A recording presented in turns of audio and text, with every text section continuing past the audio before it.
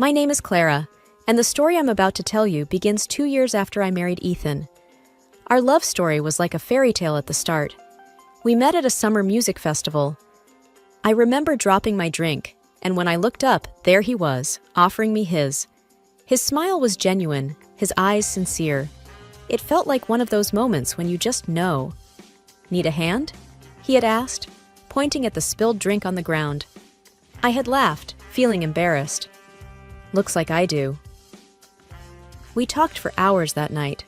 From our favorite movies to our shared love of hiking, it felt like we'd known each other forever. By the end of the festival, Ethan and I were inseparable, and within a year, we were married.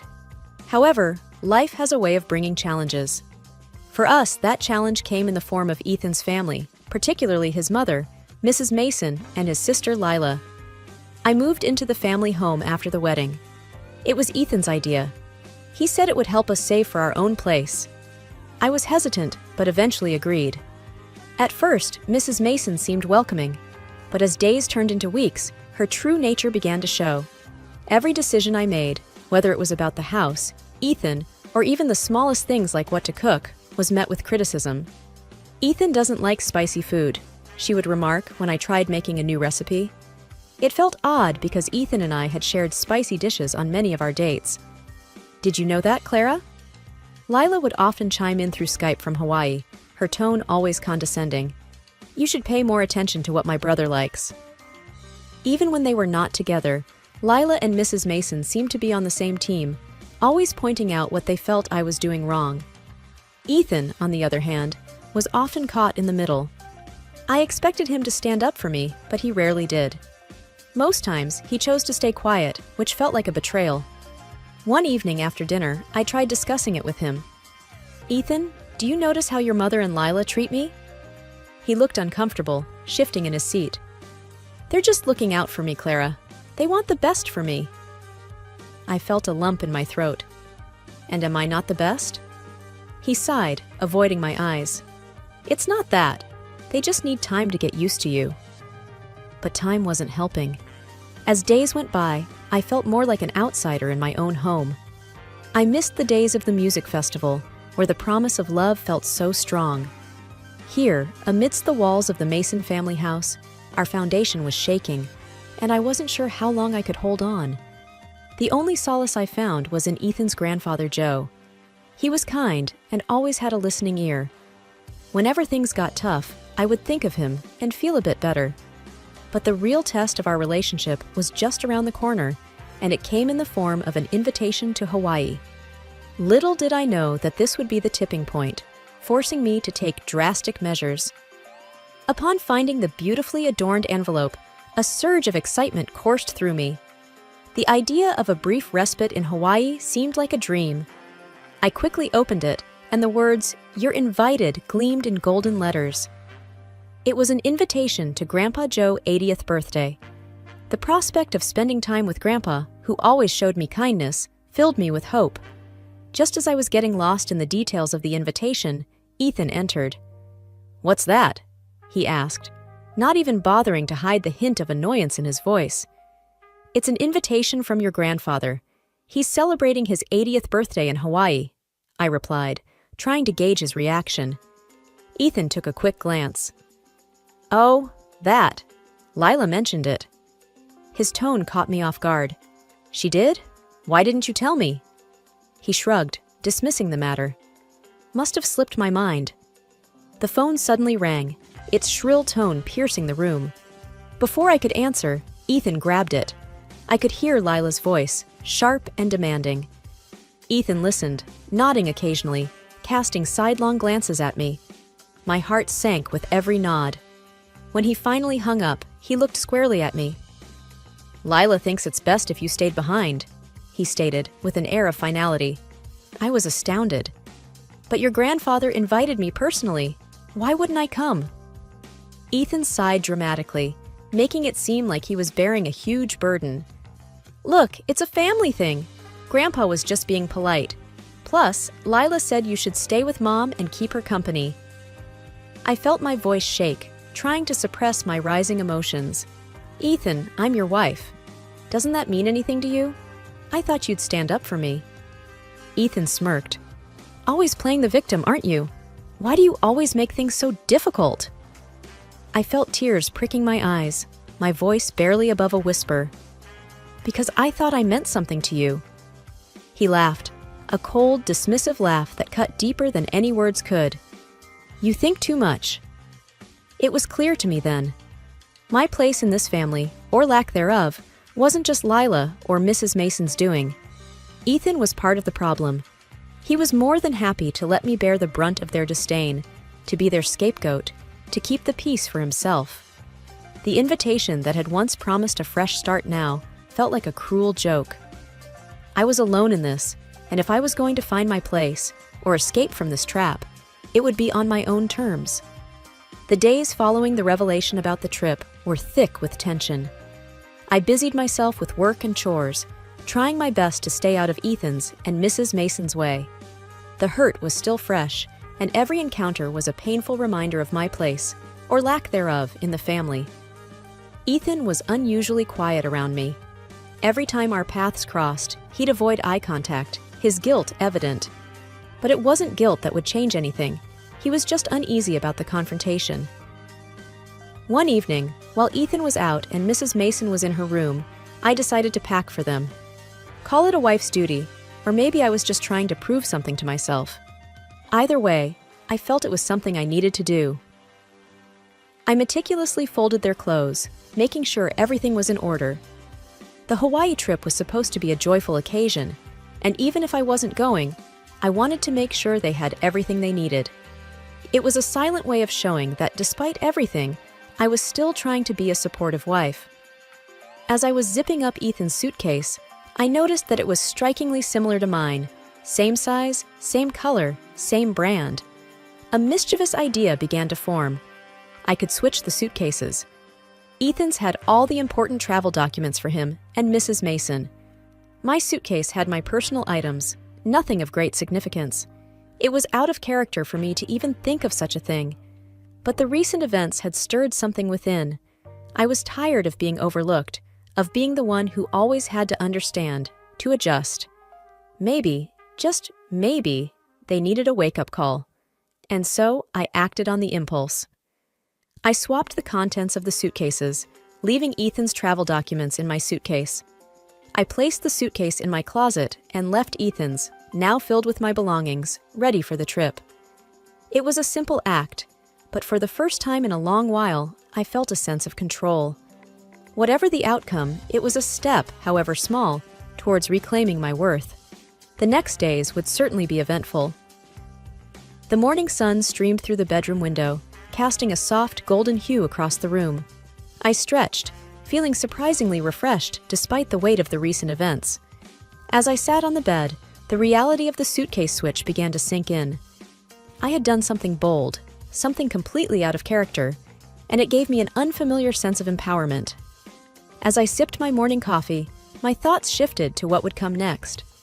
Ethan and Mrs. Mason were scheduled to leave in a few days, and I had effectively blocked their plans. They would realize the switch at the airport, and the fallout would be significant. But was that enough? As these thoughts circled, my phone buzzed. It was Jessica, my close friend from university days. We had lost touch over the years, but our bond was one that time couldn't erode. "Hey, long time no chat. How have you been?" Jessica's message read. I hesitated for a moment before replying. "Hi, Jess. It's been a roller coaster. Can we talk?"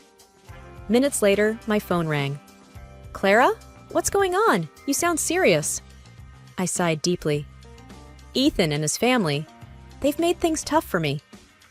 Jessica listened patiently as I narrated the events leading up to the suitcase switch. When I finished, there was a pause before she finally spoke. "Wow, Clara, I don't even know what to say, but I'm glad you did something about it. You've always been too nice." I chuckled. "Yeah, maybe too nice for my own good." Jessica continued. "You know, if you need a break, you should come over to my place. It's been ages since we caught up, and maybe some time away will do you good." The idea was appealing. "Are you sure? I wouldn't want to impose." "Nonsense. It'll be just like old times. Plus, I could use the company." a plan began to form in my mind. Not just a short-term plan to evade the immediate fallout of the suitcase switch, but a long-term one, a plan to take back control of my life. Okay, Jess, I'll come, but I want to do more than just visit. I need a fresh start, away from all this mess. Jessica's voice was filled with enthusiasm. Absolutely, let's do it. We'll figure it out together. Over the next couple of days, I started preparing. Within the home office, I quickly secured my finances. Transferring funds and locking Ethan out of joint accounts was easier than I anticipated. The reality of it all made me feel empowered. No longer would I let Ethan or his family control any aspect of my life, including my finances. I packed my essential belongings, making sure to leave Ethan's and Mrs. Mason's things untouched. When everything was packed and set, I allowed myself a brief moment of reflection. I thought of the love Ethan and I once shared, the dreams we had built together. But as quickly as the memories surfaced, I shut them out. This was not the time to get emotional. Every step felt like a step towards freedom. The day of Ethan and Mrs. Mason's scheduled departure arrived. As they left for the airport, I wished them a safe trip, holding back a smirk. Once their car was out of sight, I quickly grabbed my bags and called a cab. As I looked at our home from the backseat of the cab, I felt a mix of emotions.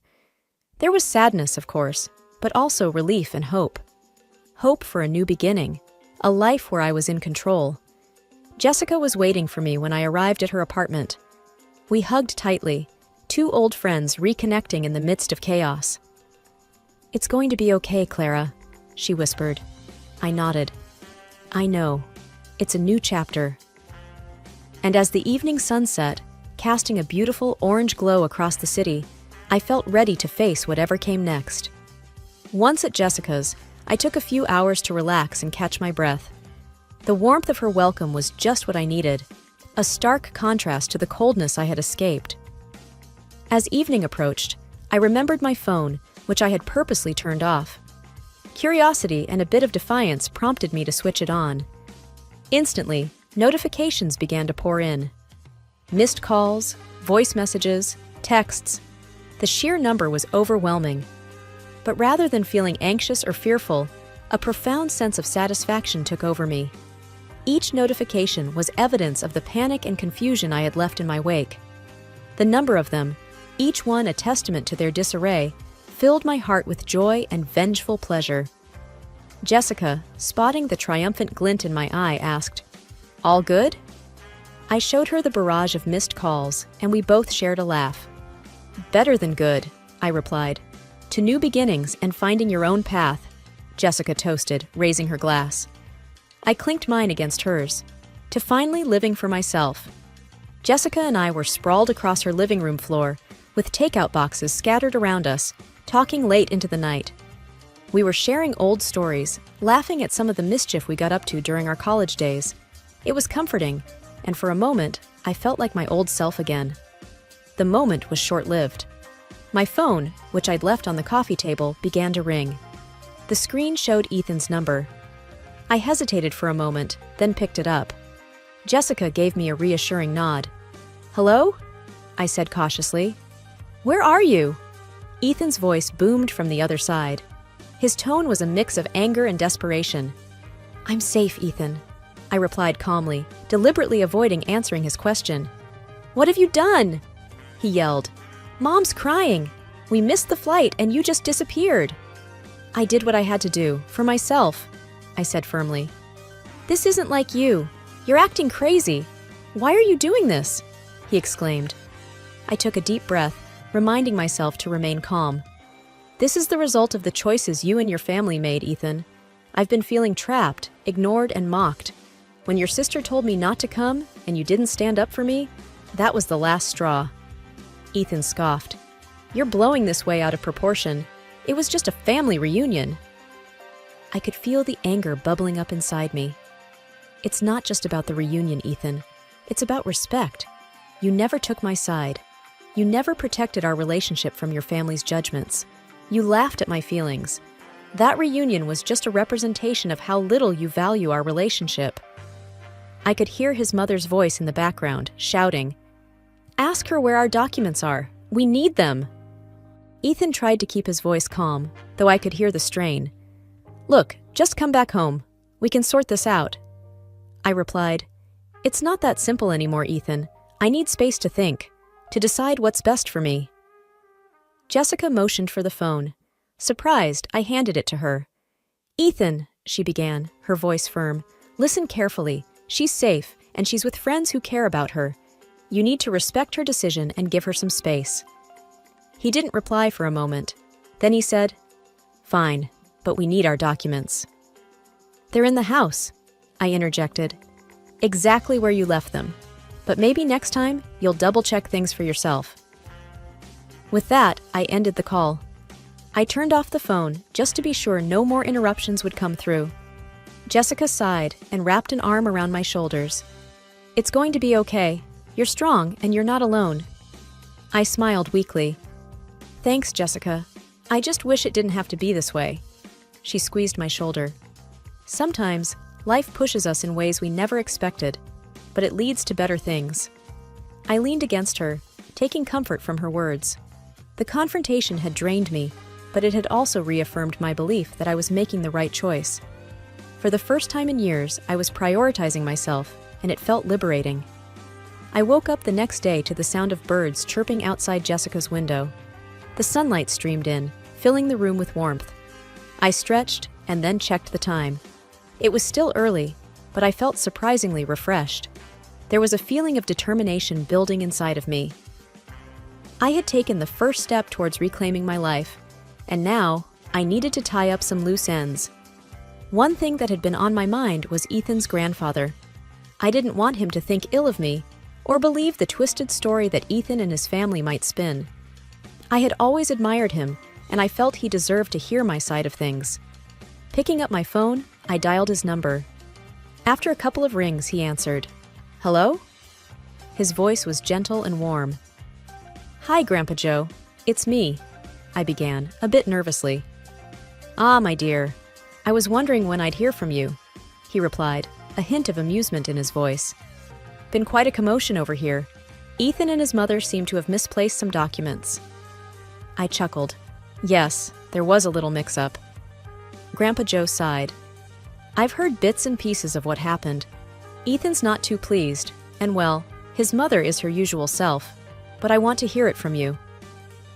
Taking a deep breath, I recounted everything, from the way Ethan's family had treated me, the incident with the reunion, and the decision I made afterward. Throughout my retelling, Grandpa Joe listened quietly. When I finished, he spoke, "You've been through a lot, more than anyone should have to bear." "I just couldn't take it anymore, Grandpa Joe," I replied. "I love Ethan, but it felt like it was me against his whole family." He paused for a moment. "You did what was right for you, and I respect that. It's a shame Ethan never truly saw what a gem he had in you." Hearing his words, I felt a rush of emotions. "Thank you, Grandpa Joe. I just wanted you to know. I didn't want you to think badly of me." He laughed softly. "Never. You've always been honest and kind. Sometimes you have to make tough decisions to protect yourself." "I wish things had been different," I whispered. "Life has a way of moving in mysterious directions," he replied. "But remember, each challenge you face only makes you stronger." We spoke for a bit longer, discussing his upcoming birthday plans and how he hoped I would visit him someday. Before we ended the call, he said, "You have my blessing, dear, whatever path you choose."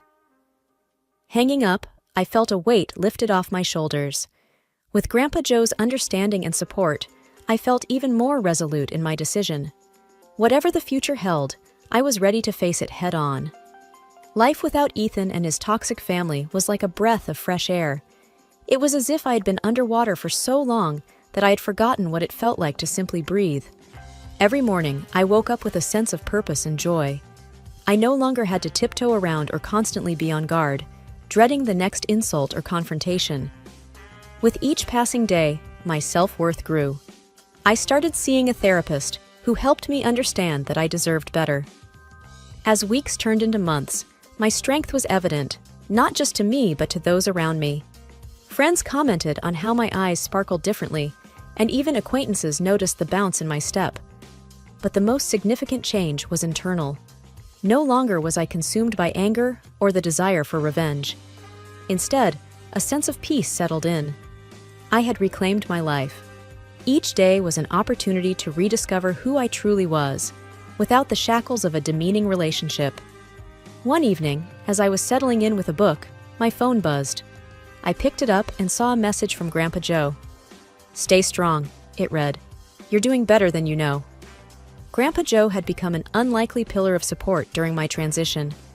His decision to change his will was a statement, but his continued messages and calls were a testament to his belief in me. Despite our limited past interactions, he became someone I could confide in. He shared stories of his youth, his struggles, and how he overcame them. Each tale was a lesson, a beacon guiding me through my journey. Soon, I embarked on new ventures. I took up classes, traveled to places I had always wanted to, and even started a small online business. With every achievement, no matter how small, my confidence surged. Grandpa Joe once told me, "Life has a way of balancing things out. You've seen the rough tides, now it's time for calm waters." And he was right. The past was behind me, and the future looked brighter than ever. The road ahead was filled with endless possibilities, and I was ready to embrace them all.